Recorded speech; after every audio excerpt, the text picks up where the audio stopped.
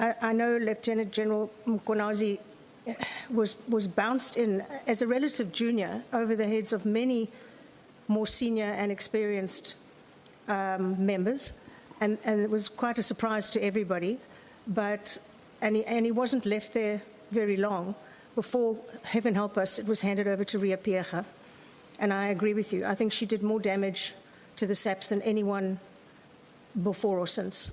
It was catastrophic what happened from the moment she was seen wearing all the medals she hadn't earned, a whole barrage of medals, to the Marikana massacre. It just was catastrophic from day one. And then finally they started choosing, and I mean, you amongst that lot were the only one who had actually had any security experience at all. We were talking social workers and teachers prior to that. But they then decided, let's go with police officers. We got Sitole Masimola, who were both qualified to do the job. So I've often tried to work out what was driving the politicians at the top to put people in who were not qualified to do the job. What's your opinion on that? Well, maybe starting from the beginning, is in English, they say another man's meat is another man's poison. Mm.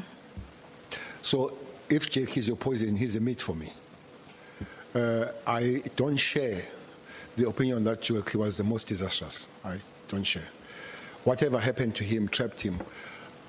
Guys like your Sullivan, like your Agliotti and all those, they know better what happened. I don't say he was innocent.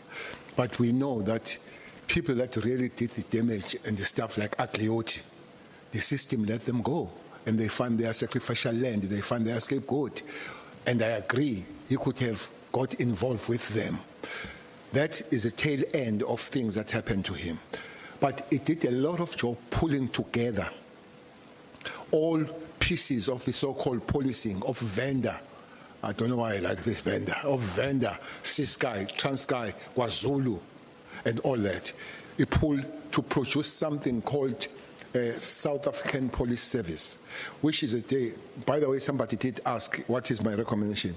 I was reminded yesterday that, Honorable Chair, during our era, that day was celebrated of 27th January.